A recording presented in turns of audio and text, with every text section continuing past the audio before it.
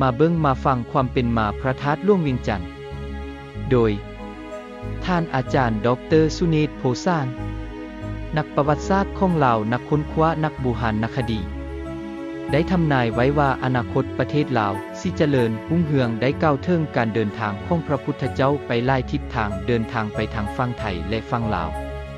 เป็นเรื่องที่น่าสนใจหลายช้าบ่ได้แล้วเฮามาติดตามฟังนำกันเลยต้องขอบใจวิดีโอธรรมะ1 นาทีที่ได้เผยแพร่สิ่งดีให้สังคมรับรู้สาธุสาธุสาธุโดยเหตุใดพระองค์ก็เลยทำนายลักษณะบ้านเมืองของศรีสัตนะหรือเมืองเวียงจันทน์ว่ามันจะเจริญก้าวหน้าไปแบบใดอันนี้เป็นลักษณะที่เพิ่นให้คำทำนายเพิ่นบอกว่าในอนาคตต่อไปเมืองเวียงจันทน์นี่จะมีความเจริญรุ่งเรืองกว้างขวางเพิ่นว่าสำหรับใดพระพุทธเจ้าทำนายบ้านเมืองของเฮานี่เพราะว่าโดยเฉพาะแล้วแม่นจะมีนอพุทธางกูลมาปกครองบ้านเมืองเปิดอาชีพไม้ทั้งไผกับโอ้โหแล้วเนาะอาจจะไม่ใช่เศรษฐาหรืออย่างก็แล้วแต่บ้านเมืองก็จะเจริญรุ่งเรืองบอกจังซั่นแต่วันนี้ในคำทำนายของพระพุทธเจ้านี่ยาวคำสิบอกนะถึง48หน้าบ่กันได้เอกสารนะครับแล้วสิบ่เว้าหลายเนาะเพิ่นก็เว้าบรรดากษัตริย์ที่ปกครองคนใดแต่เจ้าฟังงมมากแต่เว้าเป็นคำทำนายเจริญรุ่งเรืองมาตามลำดับจังว่าอย่างสันจนฮอดสมัยบุรีจันทร์สมัยหยังก็ดีอันนี้คือลักษณะการทำนายของพระพุทธเจ้าเวลาเพิ่นเสด็จมาประทับที่แคมป์น้องพันแท้คือบึงประธานหลวงหลังจากนั้นพระองค์ก็เสด็จต่อไปที่พุนจริงเวียงงัวก็คือฟังนั้นมาสั้นๆต่อมาอาจจะบอกสั้นๆเนาะประเด็นที่1แล้วก็มาที่พระบาทโพธิสันแล้วก็ไปที่พระบาทเบื้องป่าแล้วก็ไปที่พระธาตุอินหั่งอยู่ที่แขวงสะวรรณเขตนั่นแหละหลังจากนั้นก็พบกับพญาทั้ง5กษัตริย์ทั้ง5แล้วก็สันวัตหารให้ว่าย่อๆให้ฟังสันวัตหารแล้วก็ได้ถ่ายอยู่ที่พระธาตุโพนบางคนนักได้ถ่ายนักแล้วก็เสด็จมาที่ผู้กำพร้าก็คือที่ถาดพนมเสด็จมาที่ผู้กำพร้าแล้วก็เสด็จมาที่สกลนครพระธาตุเชิงซุ่มมาเหยียบพระบาทได้หันเป็นห้อยที่4พอธรรมดาต้องมีทั้งหาห้อยเนาะแล้วเพิ่นก็เสด็จมาที่หนองหานแล้วก็มาที่พระธาตุพระบาทบุบก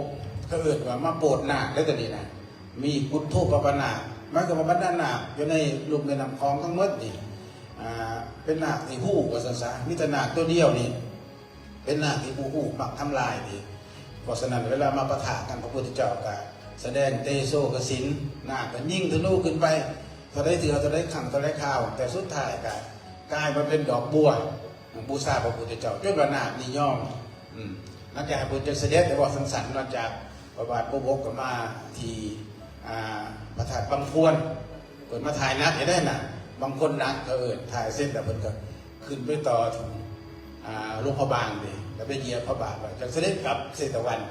อันนี้เป็นยุคที่1ของพระธาตุหลวงคือพระพุทธเจ้าเสด็จมาประทับที่น้องคันแท้อันนี้ประเด็นที่1ก็ให้เขาแยกที่จังซั่นอันนี้ประเด็นที่2นี่แม่นพ.ศ. 8หมายความว่าอยากจะให้เขาได้จับเป็นประเด็นใน6ข้อนี่นะเฮาจึงสิฮู้จักพระธาตุหลวงเฮาเป็นอย่างดีเลยจำได้ในพ.ศ. 8นี่แม่นพระมหากัสสปะเด้นำเอาพระอรหันต์ทั้ง5ห้อยเด้แล้วนำเอากระดูกหัวอกของพระพุทธเจ้า8 เม็ดนึงเพื่อไปประดิษฐานที่พระธาตุพนมอันนี้ง่ายๆเลยแล้ววันได้ตอนเพิ่นมานี่นะพวกเขามีสมัยน้อยอาจจะน้อยซ้ำ7 8 ขวบหรือว่า10เขาก็บ่แน่ใจแต่3 องค์เด็กยังเป็นสมณีหน่อยปฏิพระมหากัสสปะได้เพิ่นสิพยายามเทศนาหลายอย่างเด้ให้พระอรหันต์ได้ฟังหรือว่าได้แล้วก็ญาติโยมได้เห็นได้ฟังพระสมณี3 องค์นี่ต่อมาก็ได้เป็นพระได้เป็นพุทธลักขิตาธรรมลักขิตาและก็พระสังฆลักขิตาเวลาเพิ่นแสดงธรรมนี่ถ้ามาที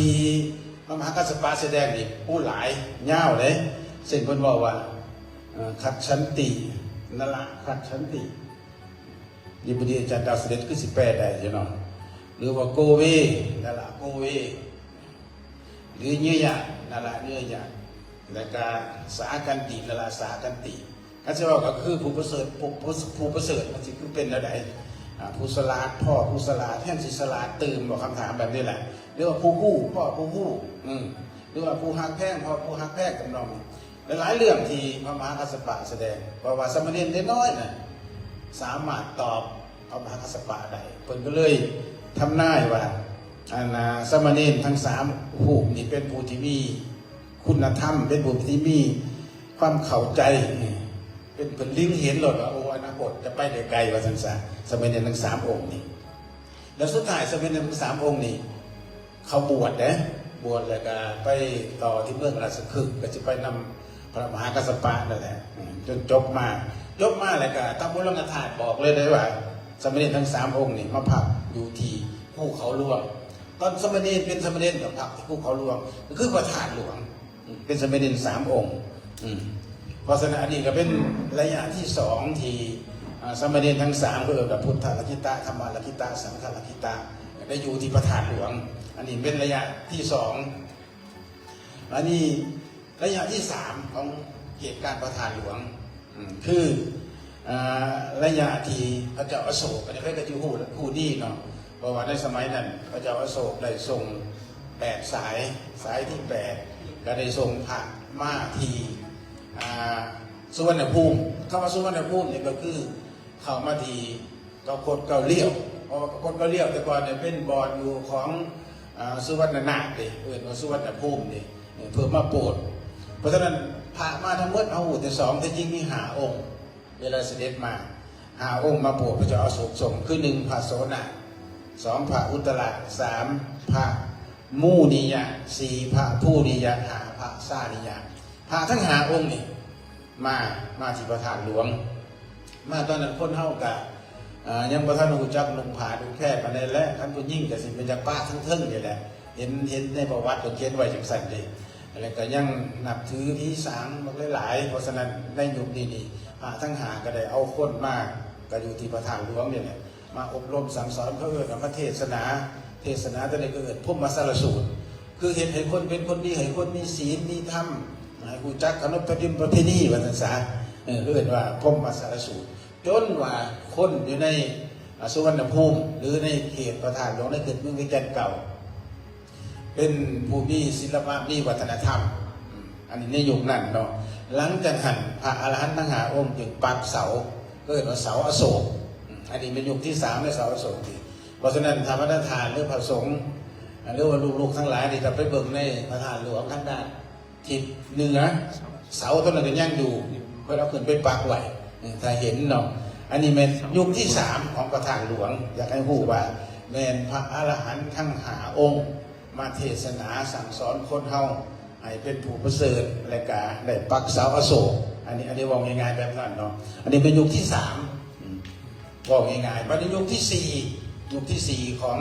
ประธานหลวงอันนี้หมายถึงมาสู่คริสตศตวรรษที่1แล้วนะยุคที่4นี่อันนี้เป็นยุคที่พระอรหันต์หาคือกันแต่หาคนละรุ่นแล้วจะต้องจำให้ดีว่าเป็นรุ่นเก่า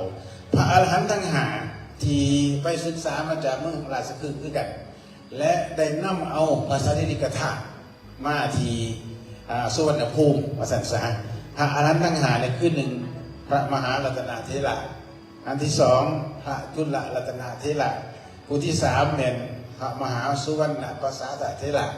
ผู้ที่4ละแมนพระจุลสุวรรณประสาทเถระแต่ผู้ที่5แมนพระมหาสังฆวิชาพระอรหันต์ทั้ง5องค์นี่ได้นำเอาภาษาดิกถาของพระพุทธเจ้ามาบรรจุหาแห่งไหนตัวนี้ต้องได้รู้จักเพื่อนธรรมธาตุพระร่วมกันมีแต่8 เม็ดแต่เอามาที่นี่ทั้งหมด50 เม็ด50 เม็ดจะแบ่งกันเลยมาที่ประธานหลวงใส่7 เม็ดกระดูกพระพุทธเจ้าได้อันที่2เอาไปที่ประธานลาน้ำน้องคายให้แค่ที่เห็นแต่เพิ่นกำลังล่มลงอยู่ในน้ำกันนะอันนั้นเป็นมีทั้งหมด9 เม็ดเอามาที่ธาตุลาน้ำน้องคายที่3เราไปที่พระธาตุเขียวฝางแต่อยู่ฝั่งไทย7 เม็ดแล้วก็มาที่พระธาตุฮ้อแพอยู่ฝั่งลาวได้เคยไปแต่พระธาตุฮ้อแพแต่มันก็ห่างเดี๋ยวผมจะไปเบิ่งแหละ4 เม็ดแล้วก็ไปที่พระธาตุพ่นจริงเองงัว3รวมทั้งหมด15 เม็ดพอเอามาปุ๊บก็มาก่อที่พระธาตุหลวงนี่เลยอัน27 เม็ดนี่นะ พระอรหันต์ทั้ง5 องค์นี่นะได้ก่ออุโมงค์เขาบ่แม่นที่นี่ได้ตอนนี้นะก่ออุโมงค์ในคริสตศตวรรษที่1ก่อเป็นอุโมงค์ซื่อๆอุโมงค์ตัวนี้ก็ว่ากว้างหาว่าหนาอีก2 ว่าอุโมงค์ตัวนี้นะบัดนี้สูง4 ว่ากับ3 ศอกบัดนี้สูงบ่ได้ใหญ่พระอรหันต์ทั้ง5เห็นเอาไว้อันนี้เป็นยุคที่4จะให้เข้าใจกันจังซั่นบัดนี้ยุคที่5ยุคที่5นี่เป็นยุคที่มีความสำคัญหลายยุคที่5นี่เป็นยุคที่เกิดสงครามถ้าจะว่าได้เกิดสงครามอย่างใดสงครามระหว่างจ้ามกับเขมรได้ยกทัพตีกันในระยะศตวรรษที่2ที่3นี่นะว่านี่ตอนนี้ศรีโคตบองเฮานี่เป็นเมืองที่ย้ายจากสวรรณเขตไปอยู่ที่101และก็ที่101นี่เป็นศูนย์กลางศรีโคตบองแล้วก็ถือทั้งพวกจามและพวกผู้รุ่นถักอาจจะเป็นอยุธยามาตีเฮ็ดให้คน101แตกไปแสนเนาะแต่ขึ้นมาอยู่ริมแม่น้ำโขงทั้งหมด17 กลุ่มเฮ็ดให้บ้านเมืองแถบนี้มีผู้มีคนขึ้นมาเพราะฉะนั้นพระธาตุเก่านี่เคยมีมาแล้วหั่นแต่มันบรรจุไว้บัดนี้มาฮอดระยะนี้แหละบุรีจันทร์รวยบัดนี้เป็นพ่อหน้าอยู่ก็พี่น้องแท้ๆนี่แหละหาอยู่หากินในน้องแท้ๆเสือหน้าแล้วก็มีพวกหน้าอยู่ในหั่นแล้วก็ในยุคนี้นี่ต้องจำว่ามีพระอรหันต์อีก2 องค์เป็นผู้สั่งสอนน้องแท้ๆเสือหน้านี่สั่งสอนพ่อบุรีจันทร์นี่คือพระมหาสัสดีกับพระมหาพุทธวงศ์และเห็นให้เพิ่นรู้จักวิธีใส่บาตรทำบุญบริขารบุรีจันทร์รวยนั่นน่ะแล้วก็สอนเรื่องประชาธิปไตยแบบผู้ห้างก็เกิดไว้หูจักประชุมให้ปรึกษาหารืออีกสังกันหลายๆอย่างเพราะฉะนั้นในยุคนี้นี่เป็นยุคศตวรรษที่5นี่101แตกแล้วเมืองหลวงของอาณาจักรสกุลตะบองแต่ไปอยู่ที่นครพนมเอิ้นว่าชื่อว่ามลุกขนครเลยเป็นยุคที่3ของอาณาจักรสกุลตะบองที่มลุกขนครคือที่นครพนมและมีพระยาสุมิตรธรรมวงศาเป็นใหญ่อยู่หั่นเพราะฉะนั้นเวลาที่บุรีนุ่ยรวยอยู่ที่เวียงจันทร์นี่กำลังเฮี้ยนจากพระทั้ง2 องค์ที่ฝึกฝนอีสังคนนี้เพิ่นก็เรียกหูข่าวเด้หูข่าวว่าเป็นพ่อใหญ่ที่มีความก้าวหน้าว่าซั่นซะแล้วก็ผู้คนกับที่เวียงจันทร์นี่ก็หลายขึ้นแหละเพิ่นจึงได้ให้ภาพ8 องค์มายกให้บุรีจันทร์รวยนี่คือเป็นเจ้าเมืองเป็นเจ้าเมืองเวียงจันทร์อันนี้เป็นยุคศตวรรษที่5เนาะความจริงก็มีหลายๆอย่างที่มีการพัฒนาของเมืองเวียงจันทร์ในยุคนี้เนาะเพราะฉะนั้นบุรีจันทร์รวยหลังจากคนที่เป็นเจ้าเมืองแล้วเพิ่นก็ได้มาสร้างพระธาตุหลวงหมายความว่ากอก้วงอุโมงค์ที่ต่ำๆให้เป็นพระธาตุที่พระธาตุองค์นี้ก็พระธาตุเป็นเมืองที่เห็นอยู่ทางทิศเหนือของพระธาตุหลวงเอิ้นว่าเจดีย์โลกาจุลมณีเป็นธาตุน้อยอยู่หั่นเนาะอันนี้เป็นยุคที่5อยากให้เข้าใจเป็นจังซั่นท่านในหูเนี่ยบางทีอาจจะเห็นอยู่เนาะวันนี้ยุคที่6นี่เป็นยุคสุดท้ายเลยว่ะยุคสุดท้ายของพระธาตุหลวงเป็นยุคที่6หมายถึงยุคที่ใช้เสถาก็นี่แหละยุคสำคัญที่สุดที่คนลาวควรจะกู้และเข้าใจในยุคที่6นี่เป็นยุคที่ปี1560เป็นยุคที่เพิ่นย้ายเมืองหลวงจากหลวงพระบางให้มาอยู่ที่เวียงจันทร์โดยพระเจ้าชัยสัตธิราชเพิ่นใช้เวลาสร้างพระธาตุหลวงตั้งอยู่6 ปีมาแล้วตั้งแต่1560ถึง1566จึงสำเร็จพระธาตุหลวงนี่ทีนี้ความหมายที่อยากจะว่ากันในที่นี้ให้รู้จักว่าพระธาตุหลวงเนี่ยมี3ความหมายและก็มี5เป้าหมายตัวนี้ตัวสำคัญที่สุดว่าเป็นยังไงจังสร้างพระธาตุหลวงเนาะ3ความหมายเวลาเพิ่นสร้างพระเจ้าชัยสิทธัตถะเนี่ยเจ้าต้องรู้ว่าเป็นคนที่เป็นใหญ่อยู่ที่แต่อายุ12 ขวบไปอยู่ที่เชียงใหม่เพิ่นก็ได้ศึกษาพระธรรมวินัยคัมภีร์ต่างๆหลายเพราะฉะนั้นเวลาเพิ่นมาอยู่ที่เมืองเวียงจันทร์นี่พอเพิ่นผู้ที่ฉลาดหรือว่าปู่เพิ่นอีกพระเจ้าวิสุทธิ์ก็ล้วนแต่แปลคัมภีร์ต่างๆเทศน์อยู่ในนี่แล้วก็ผู้ที่ฉลาดนี่ก็ส่งเสริมให้คือพวกที่เป็นถือผีหรือว่าฮ้อผีต่างๆให้คนหันมานับถือทางพระพุทธศาสนาอันนี้ในยุคนั้นเพราะฉะนั้นเมื่อใช้สิทธิราชง่ายเมืองหลวงมาอยู่ดีคนจึงสร้างพระธาตุหลวงเพื่อว่ามาจาก3 คัมภีร์ว่าศึกษาที่ปรากฏในยุคอาณาจักรราชกลางนั่นแหละคือปัญญาปรมี ราะว่าปัญญาบารมีนี่เป็นหนังสือที่เทศหลายที่สุดข้าพเจ้าเป็นเจ้าหน่อยทั้งสวรรค์เขตพวกนั้นทุกวันนี้ปัญญาบารมีบ่ต่ำก็หา6 ผูกต้องได้เทศแต่ปัญญาบารมีอยู่หั่นแหละเป็นอันนั้นในสมัยฝรั่งปกครองลาวเฮานี่ปัญญาบารมีมีฮอด226คัมภีร์แล้วก็ชื่อว่าปัญญาบารมีหลวงปัญญาบารมีองค์มุ่งปัญญาบารมีมีตั้งหลายชื่อหมายความคัมภีร์นี่ดังที่สุดเลยในคัมภีร์ที่1เนาะคัมภีร์ที่2ก็เอิ้นว่าไตรภูมิเป็นที่นิยมสุดในยุคไสยสถาธิราชหรือบางเทื่อก็เอิ้นว่าเตภูมิกถาคือหมายคือว่าเพิ่นสิจำแนกออกโลกของเราเป็นสันกรรมภูมิลูกประภูมิอรูปประภูมิทำนองนี้แล้วก็มีโลกุตตรภูมิก็คือเข้าสู่โลกที่ว่าเป็นโลกิยะภาษาษาอันนี้เป็นเรื่องไตรภูมิที่สอนกันวันนี้คัมภีร์ที่3เป็นคัมภีร์ที่เว้าถึงความเป็นเลิศว่ายังไงเลยความเก่งมีหลายได้เช่นอริยสูตรเอตตัคคะสูตรหรือว่าพละคาถาหรือพละทวาสะหมายความว่าการเทศน์ในยุคของไสยเศรษฐาหรือในยุคผู้ที่ฉลาดเนี่ยจะเอาตัวอย่างของผู้ที่ประเสริฐผู้ที่เป็นเลิศเพราะฉะนั้น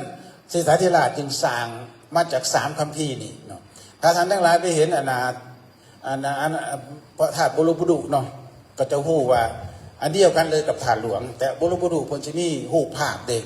เส้นในการมาภูมินี่สิมี160ภาพมีทั้งหมด2,672 ภาพสั้นทึ่งขึ้นไปนี่ตั้งแต่ภูมิก็จะมีแต่รูปการบำเพ็ญบารมีต่างๆฉะนั้นเทียบกันได้เลยกับพระธาตุหลวงของเราเพราะว่าเหตุนำไตรภูมิอันนี้หมายความว่า3คัมภีร์เป็นที่มาของพระธาตุหลวงวันนี้จุดประสงค์แท้ๆของไสยสถาธิราชเป็นยังกูจังสร้างธาตุหลวงมี5จุดประสงค์ของคนเด้ตัวนี้ตัวสำคัญได้5จุดประสงค์นี่จุดประสงค์ที่1จึงสร้างพระธาตุหลวงเนี่ยย้อนว่าเพิ่นปรารถนาที่จะให้พระธาตุหลวงเนี่ยเป็นมิ่งขวัญเป็นปูชนียสถานเพิ่นอยากเฮ็ดเหมือนกับเจดีย์หลวงของเชียงใหม่เด้เพิ่นไปอยู่เชียงใหม่คือหมายความว่าคนเชียงใหม่ก็นับถือเจดีย์หลวงเฮาเป็นอาณาจักรล้านสร้างเฮาก็ต้องมีเจดีย์ที่สำคัญเป็นมิ่งขวัญก็คือพระธาตุหลวงอันนี้เป็นข้อที่1ข้อที่2เพิ่นปรารถนาที่จะเป็นผู้อุปถัมภ์พระพุทธศาสนาอันตัวนี้หมายความว่าเป็นความปรารถนาอยู่2แบบคืออันที่1ที่พระเจ้าตีโลกราชจึงเป็นปู่ของเพิ่นได้ก็ฮู้ที่นอกพวกไสยสถาธิราชนี่แม่เพิ่นเป็นคนเชียงใหม่เด้แล้วเพิ่นก็ไปอยู่หั่นพระเจ้าตีโลกราชนี่เป็นผู้อุปถัมภ์พระพุทธศาสนาในล้านนาเพิ่นเอาตัวอย่างของปู่เพิ่นและก็อันที่2เพิ่นเอาตัวอย่างของพระเจ้าอโศกมหาราชเพราะฉะนั้นการสร้างพระธาตุหลวงหมายก็ว่าทรงปรารถนาจะเป็นอุปถัมภ์ตามอย่างของอโศกมหาราชกับพระเจ้าตีโลกราชว่าง่ายๆบัดนี้ข้อที่3เพิ่นปรารถนาที่จะเป็นพระโพธิสัตว์สัทธาธิกะเพราะฉะนั้นจะต้องสร้างหลายสิ่งหลายแนวว่าสันสาเพราะฉะนั้นท่านใดที่ไปเห็นพระพุทธรูปเนาะเพิ่นจะลึกอยู่ในอักษรธรรมเด้พระพุทธรูปองค์นี้พระเจ้าเสด็จสร้างเองและเอาไปไว้ที่วัดกลางพระเจ้าวัดกลางว่าก็คือพวกแฮมหลานสร้างพวกนี้วันนี้พระพุทธรูปองค์นี้นี่จะลึกของเพิ่นเลยเพิ่นบอกว่าเพิ่นสร้างพระพุทธรูปองค์นี้ย้อนเพิ่นปรารถนาที่จะเป็นพระโพธิสัตว์สัทธาธิกะและมีความปรารถนาอยากได้ความสุข3ประการคือสุขในเมืองคนสุขในเมืองฟ้าและสุขในเมืองแก้วกาวแล้วคือพระนิพพานเพราะฉะนั้นมันมีที่3เมืองทันไหลตามตัวนี้นะอันนี้เป็นความปรารถนาอันที่3ของเพิ่นเองอันที่4พระองค์ทรงปรารถนาอยากจะให้มีงานใหญ่บุญใหญ่อยู่ที่พระธาตุหลวงนี้เพิ่นได้เหตุตามที่พระเจ้าอโศกสั่งไว้ได้พระเจ้าอโศกเนี่ยเพิ่นจะสร้างพระเจดีย์ทั้งหมด 84,000 แห่งและแต่ละแห่งเหตุแล้วและต้องทำการเฉลิมฉลองทำการบูชาในเดือน12 เพ็งเท่านั้นอันนี้คิดเบิ่งประเทศตามคำสั่งพระเจ้าอโศกเดือน12 เพ็งก็ต้องเหตุเป็นพิธีบุญใหญ่ก็คล้ายกับว่าให้เลิกซะอันที่ไปนับถือพระถือแทนถือผีต่างๆให้หันเข้ามาหาพระพุทธศาสนาอันนี้เป็นความปรารถนาข้อที่4ข้อที่5นี่เป็นความปรารถนาอยากให้ประชาชนลาวทั้งหมดเวลาหอดยามบุญพระธาตุหลวงจะต้องมาเต่าโฮมกันมาแสวงบุญมาฟังธรรมมาปฏิบัติธรรมว่าง่ายๆเลยบ่ให้ไปเฮ็ดเรื่องผีเรื่องสางอันนี้เป็นความปรารถนา5ข้อของเพิ่นกับมันตัวนี้เลยเป็นตัวสำคัญที่สุดในลักษณะหมายความว่าหมายถึงความเป็นเลิศเพราะฉะนั้นทั้งหมดเป็น6ประเด็นที่ข้าพเจ้าบรรยายมานี่ถ้าเป็นผู้ลูกหลานจำได้เนาะก็สิเข้าใจพระธาตุหลวง นี่ดีขึ้นคันเฮ็ดได้นี่หมายก็ว่าเฮาเฮ็ดหยังต้องเอิ้นว่าปัญญาบารมีหลวงซื้อแท้ของเพิ่นกับธาตุปัญญาบารมีหลวงเด้แต่ว่าสุดท้ายมาเพิ่นตัดเอาแต่ธาตุหลวงถ้ามันเข้าใจให้มันได้เฮ็ดหยังก็ต้องเฮ็ดสุดความสามารถให้สู่ความเป็นเลิศว่าซั่นซะคำว่าปรมะนี่เขาว่าแปลว่าเลิศเด้คือกับขุนบรมที่เพิ่นแต่งในสมัยพระเจ้าวิสุทธิ์นี่ขุนผู้ประเสริฐขุนผู้เป็นเลิศเฮ็ดหยังก็ต้องมุ่งสู่ความเป็นเลิศคือผู้ลูกหลานกำลังเฮ็ดเรื่องที่เยือนสิแหละเอากันเฮ็ดได้ให้สู่ความเป็นเลิศให้มันกำจัดได้แท้มันก็จะเป็นสิ่งที่ประเสริฐเลิศล้ำเนาะอันนี้ก็ผู้ขาบรรยายมากับเพลงลักษณะมีแต่6ข้อง่ายๆเรื่องพระธาตุหลวงถ้าจำได้นี่มันก็จะมีประโยชน์เพราะว่าเป็นประวัติศาสตร์ของศาสตร์เฮาคือสิบ่มีหยังหลายแต่เกิดว่าอยากถามอะไรต่อกันแล้วแต่นิมนต์ของพระอาจารย์ดาวเสด็จเราเขาจบเท่านี้ก่อนได้เมื่อไหร่เด้อทำไมเด้จะถามยังพระธาตุหลวงหลานหน่อยมียังสนใจพระธาตุหลวงกูจักบอก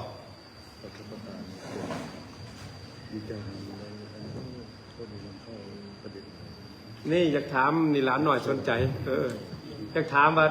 ท่านพระบารมีนี่โตน้อยๆท่าน้อยๆก็แม่นบ่นี่ท่านอาจารย์อธิบายเพิ่นเด้อธิบายเลยอันน่ะสันลุมที่สันตัวนี้ท่านยิ่งตามอันน่ะจะเรียกอุดมบุรุษของอินโดนีเซียน่ะมันสิมีหูสมมุติ160 ผ่าเป็นเรื่องการประพฤติของคนหรือในการประพูดหรือของมนุษย์ก็ต้องมีศีลมีธรรมบริสุทธิ์ไว้ครับไปเห็นแต่ว่าเหนือขึ้นไปนี่เป็นการประพฤติของพระโพธิสัตว์ดิอันนี้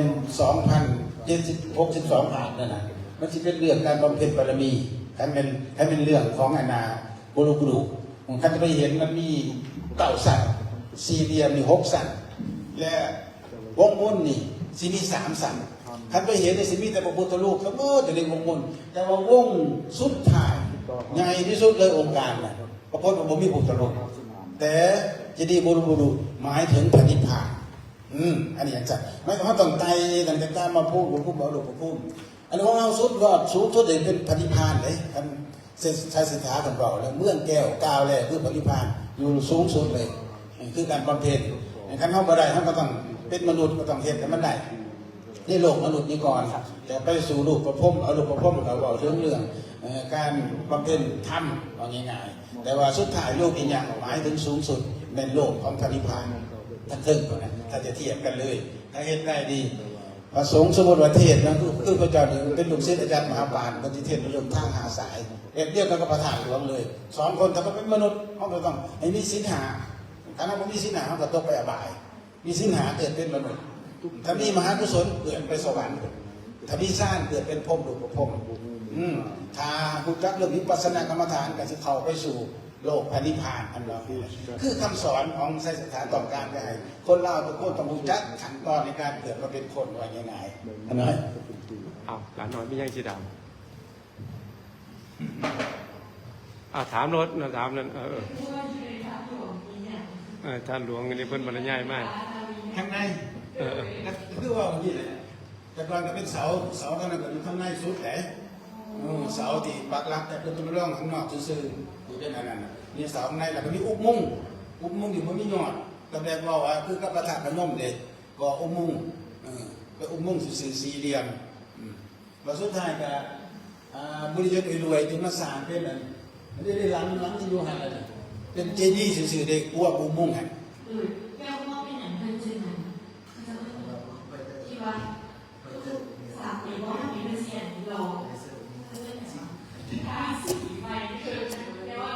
โอ้ยฉันน้อยๆให้หน่อยยอดสูงเหรอสูงเนี่ยธรรมดาต้องเห็นด้วยลูกแก้วได้ปกติจะเป็นในสันเมื่อเราศึกษาบอกว่าจะเป็นถาดอยู่เชียงใหม่หรืออะไรหน่วยแก้วแต่คันมือมีก็เป็นคำเป็นอย่างก็เห็นว่าโลกพระนิพพานในเมืองแก้วกาวแล้วคือพระนิพพานอันนี้เป็นความสูงสุดที่ปรารถนาก็เป็นหน่วยแก้วเท่านั้นมันจะเป็นเจดีย์เห็นว่า30 ถัดนี่กษัตริย์เขาแปลกบ่เขาเบิ่งเจดีย์ทั่วโลกบ่ว่าอยู่ศรีลังกาบ่ว่าอยู่อินเดียบ่ว่าอยู่ไทยแต่บ่มีคนได้เห็นที่ขึ้นคือคนนี้คือเอา30 ถัดมาเป็นเจดีย์พม่าก็บ่มีแต่ลาวประเทศเดียวที่เห็นแบบนี้อันนี้แปลกนะนี่คือข้าพเจ้านี่เป็นนักประวัติศาสตร์คือขึ้นไปที่โรงน้ำท่าท่านหนึ่งเขามีหู ถ่ายเก่าที่สุดเลยแต่หากได้นี่ก็สิบเห็นแหละแล้วก็เป็นหนักเป็นถาดหน่อย30 ปัดเลยลงน้ำท่าอันที่สองมาที่เห็นนี่ก็อยู่ที่ถาดอย่างเสียงขวางก็คือถาดอย่าง ถาดหลวงจะสิ ถาดหลวงคือกันปะ ถาดหลวง อันนี้ก็30 ปัดเลยเด้ประเทศอื่นกับประเทศจีนมาในแห่งที่3ถ้าไปเบิ่งนี่พระธาตุเวียงงัวนี่นะแต่นี่มันมีแต่องค์เดียวโผล่ขึ้นแต่ว่าฐานมันนี่มันขนาดไปแล้วขนาดล่องนับเบิ่งนับ1 2 3 30คนอีกแต่มันในประเทศอื่นบ่มีเลยได้สิเห็นแบบนี้อันนี้แปลกขนาดมีแต่กษัตริย์ลาวเฮาที่เห็นเพื่อจะให้คนบำเพ็ญบารมีก็มีภาษีเดสุก็แปลว่ามันก็มี3 ขันนั่นแหละ30 ขันว่าง่ายๆเลยตัวนี้เป็นสิ่งที่ประเสริฐและก็แปลกกว่าที่เฮ็ดจังซี่นะ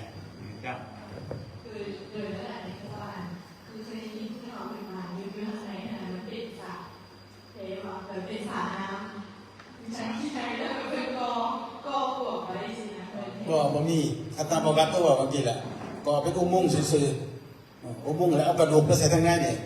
7 เมตรอุโมงค์ถ้าประวัติมันเป็นอย่างสั่นให้โบราณกถาบอกไว้บ่มีน้องบ่มีหยังเด้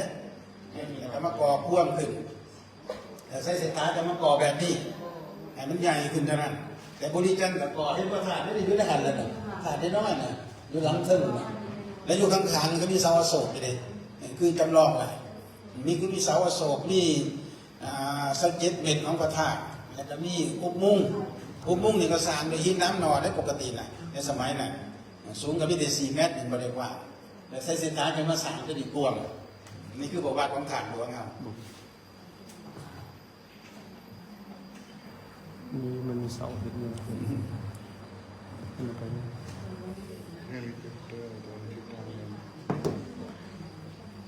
มีหยังอีหลานหน่อยสิถามมีว่า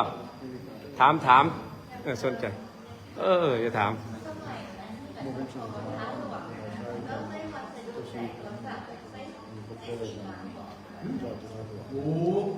ก็สร้างทางหลวงใช้เศรษฐานี่ใช้เศรษฐานี่เป็นปุติแปลกและพอคนใดคนประเทศเชียงใหม่ก็ได้หลายคนก็มาเห็นดินจีเวลามันเผาครับไปถับเบิ่งเด้อคุณจะเอาขี้แกบไอ้กระยาตั้มเขาแล้วมันจะเกณฑ์เอาเมื่อเอาขี้แกบไปแล้วเอาดินเหนียวมาปัดเดียบใส่ขี้แกบแล้วจะไปเผาพอไปเผาปุ๊บเขาถับมันจะเห็นที่นี่ครับมันจะไปที่อนาเพื่อนหินกับมีจีดีของชายเศรษฐาหลายจีนเป็นขี้แกบโลกไม่ก็ยุกหลังสั่งก้างชายเศรษฐาเป็นดินเผาขี้แกบบางทีเพิ่นบ่มีซีเมนต์แต่เขาเอื่นคุณมี6 ประเภทผสมกันได้ในหันนั่นน่ะมีน้ำอ้อยสำคัญที่สุดก็คือปูนตัวนี้เผาจากหอยผู้ได้กินหอยกาบกี้หอยมีเก็บไปเมื่อเลยหอยน้ำอ้อยน้ำควายมี6 ประเภทนะเอามาเลย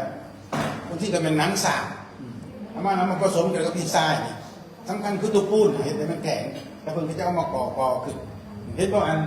พระธาตุลาน้ำที่จมน้ำไปเท่าไรแข็งขนาดนั้นน่ะน้ำแซ่อยู่หันไปมันไม่เปื่อยเลยแล้วก็นี่จีก็รุ่นนี้อีก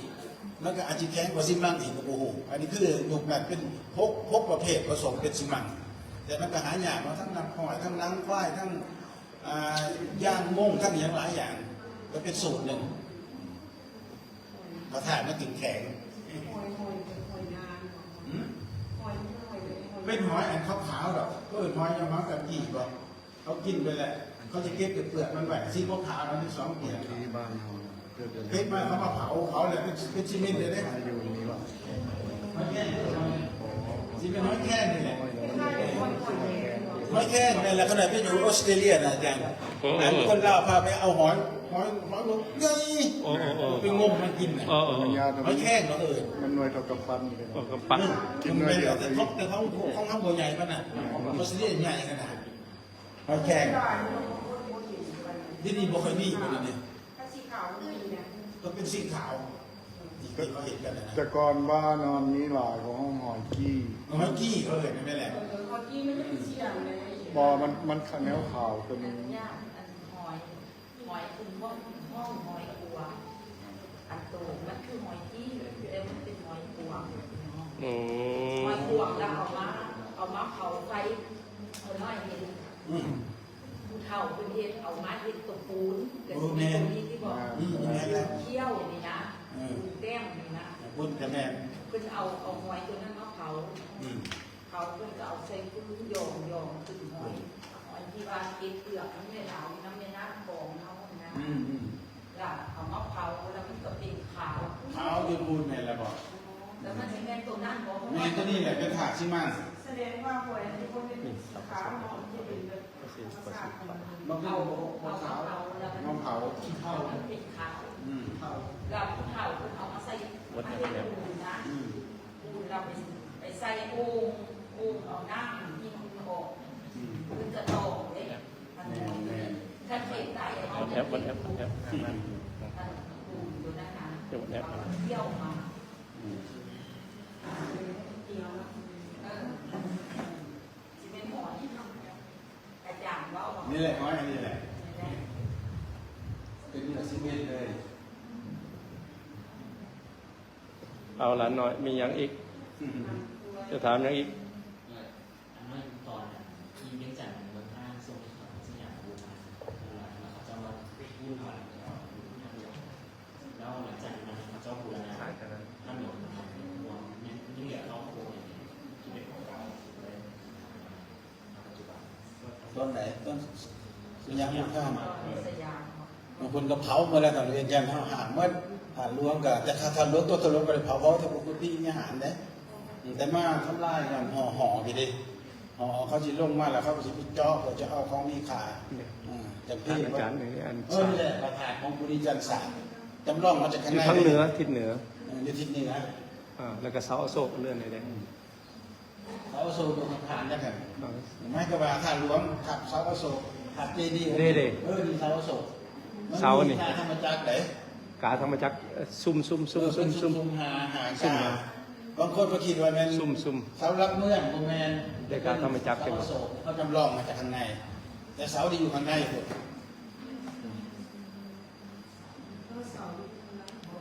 บอกมันอยู่ในนอกติดมันจะนอกอยู่นอก พลังเขาไปพุทธเขาไปข้างในแต่ไปเบิ่งเขามีหลักฐานไว้อยู่ไปเห็นเสาตัวนี้เดี๋ยวเอามาจำลองเป็นเสาโศก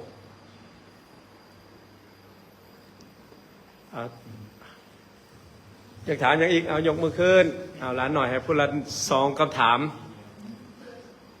ถามอีกจะถามยังเอาสนใจพระธาตุหลวงธนาคาถามอันนั้นได้ยังนะสมมติว่าเข้าพระธาตุหลวงที่นำเที่ยวน่ะสิว่ายังก่อนได้น่ะ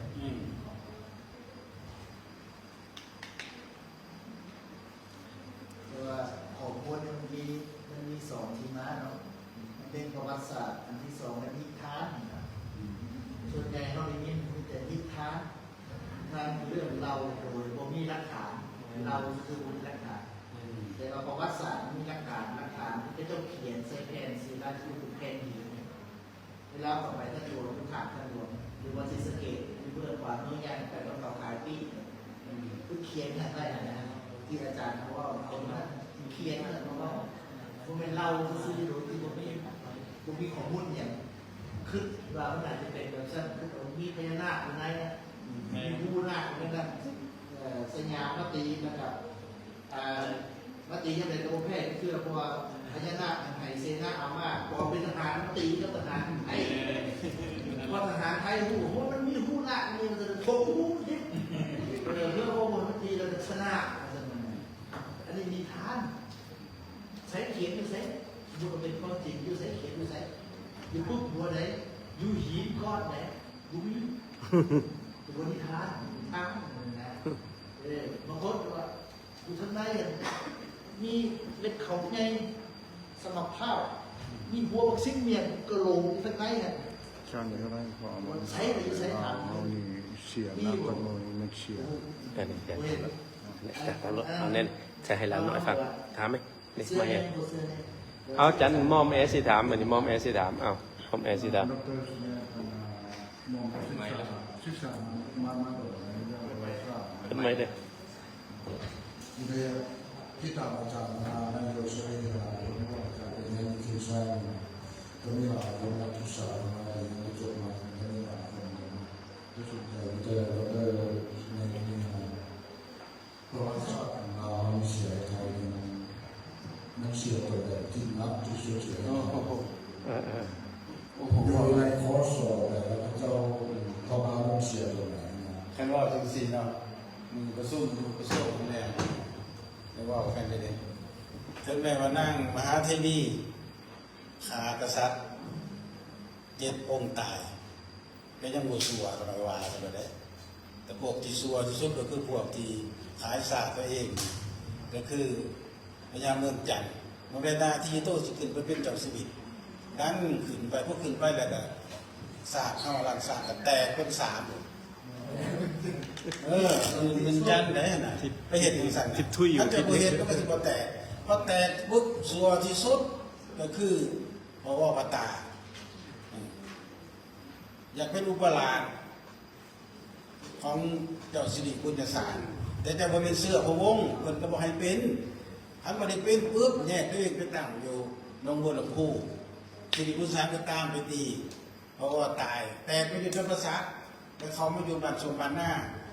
สิริบุญญาสารก็ตามไปตีพระตาก็ตายวันนี้ลูกแล้วก็ฝ่ายมาอยู่ดอนบัวแดงแล้วดันไปเอาไปจากกรุงธนแล้วนำพาของกลับกรุงเทพขึ้นมาตีเรียงกันเอาไปหมดวัตถุสิ่งของกวาดคนไปหมด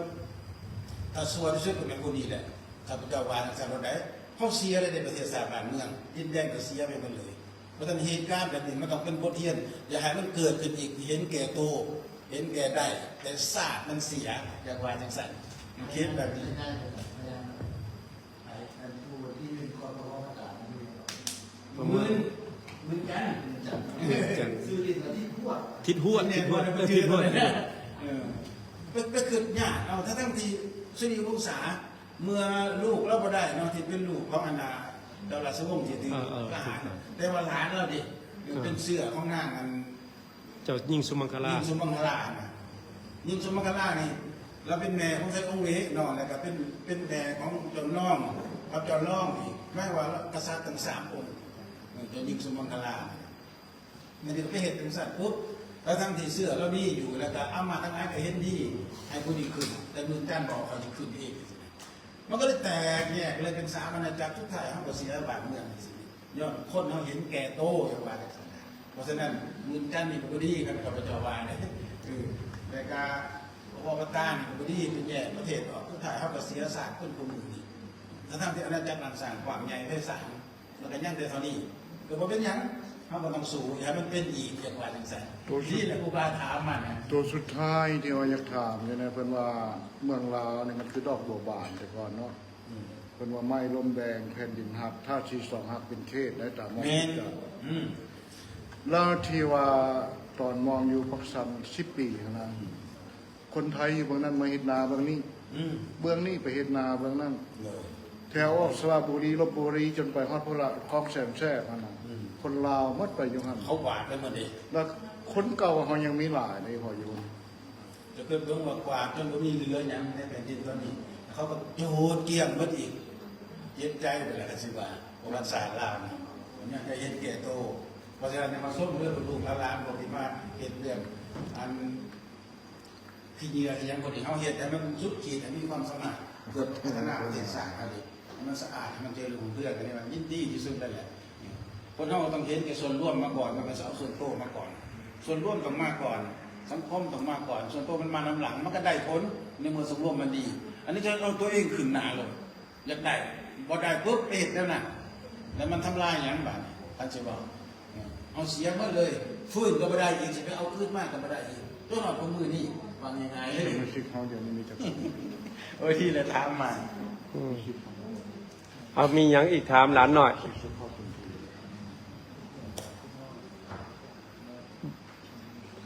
หลานหน่อยมีหยังอีกยกมือขึ้นเบ้างละ ร้านไปถาม ฮะเอาบัดนี้ท่านอาจารย์ให้สุดท้ายสรุปว่าพระธาตุหลวงใหญ่คนลาวรุ่นนุ่มหรือรุ่นสาวนี่จุดมุ่งหมายให้เข้าใจแบบไหนถ้าว่าเขาอันนี้ไอ้ทิมเต็มประเด็นเลย ขณะเกิดก็คือบอกมาแหละขณะเข้าใจ6 ประเด็นตามลำดับมาเลยเราก็จะเห็นวิวัฒนาการของถาดหลวงคืออย่างอันนี้มันเป็นเอกสารของอุลังคถาได้บรรลุบอกเองเลยเขาอ่านเป็นแล้วก็เห็นพระสงฆ์ที่เป็นแบบอย่างมาลำดับเลยแต่ท่านอยากให้ได้ตามวัตถุประสงค์ของไทยศาสนาในข้อสุดท้ายนั่นแหละเป็นต้องการจะให้พระธาตุหลวงนี่เป็นบทอบรมพลเมือง ให้เป็นผู้มีศีลมีธรรมมาเข้าวัดทำบุญเป็นยังไงจังสันให้เป็นคนมีธรรมแต่ก็ยังไงคือจะให้ทุกคนในเขามาเบิ่งมาฟังแต่จริงมันก็ขึ้นกับว่าเราสิมีการเทศน์การฟังธรรมหรือประธานหลวงจังหวัดจังสันนั้นเฮ็ดได้เลยให้เป็นมนต์สั่งสอนของคมเด็กตามเป็นต้องการว่าจะให้ไปเสือถือผีสางจะให้คนเรามีสติมีปัญญาบางงานก็มีศีลมีสมาธิมีปัญญากันเห็นได้โดยประมาณนี้แหละครับ อ๋อถือว่า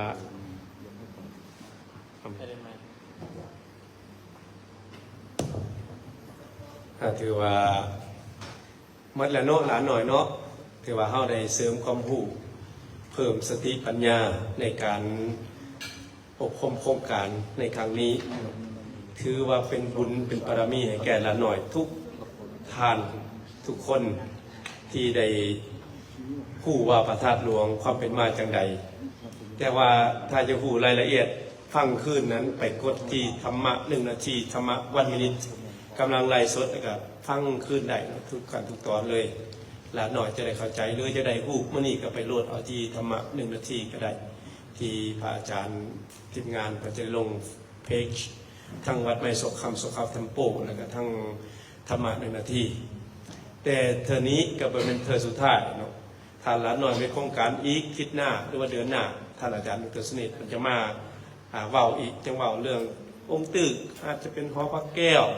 อาจจะว่าศรีสะเกษแบบนั้นเป็นน้อยๆไปเป็นย่อยๆไปให้หลานหน่อยได้เพิ่มความรู้นำแล้วก็สำคัญที่สุดก็หลานหน่อยจะรู้ทั้งประวัติศาสตร์และจะรู้ทั้งวิธีการดำเนินชีวิตบอกว่าคนลาวบอกว่าอยู่แห่งคนใดก็ดีเนาะถ้าว่าเดินตามปรัชญาของบรรพบุรุษเท่านั้นเนาะมีแต่ความเจริญรุ่งเรืองที่บรรพบุรุษเพิ่นนั้นได้ส่องสอดสรญาน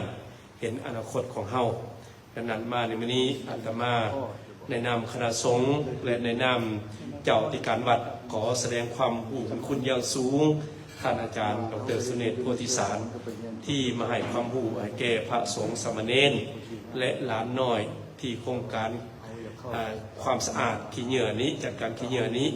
ขอให้ท่านอาจารย์จงมีความสุขความเจริญอยู่เป็นหัวโพมใส่แก่คนลาวและอยู่เป็นหัวโพมใส่ไล่ความรู้เผยแพร่ความรู้ให้แก่น้องน้อยเยาวชนลาวทุกทั่วหน้าฝ่ายท่านอาจารย์จงมีสุขภาพแข็งแรงพระไม้สมบูรณ์ทุกมื้อทุกยามทุกเวลานั่นกว่าข้าเถิดหลานน้อยมียังต่อเลยหลานโดยเขาจะได้พักให้กินขนมกินน้ำกันก่อนเนาะก่อนที่เราจะได้กินบุญวงแล้วกันอยู่ทางด้านหลังเพราะว่าเขาได้โกโก้ไว้แล้วเนาะโกโก้ไว้แล้วแล้วก็แล้วจากที่ว่าเทศคุณแล้วเขาก็จะมีรูปให้3 คนมามองให้กับบ้านอาเดียวเขาลงไปถ่ายรูปก่อนถ่ายรูปน้ำกันอยู่ต่อหน้าไปลงถ่ายรูปกันไปถ่ายรูป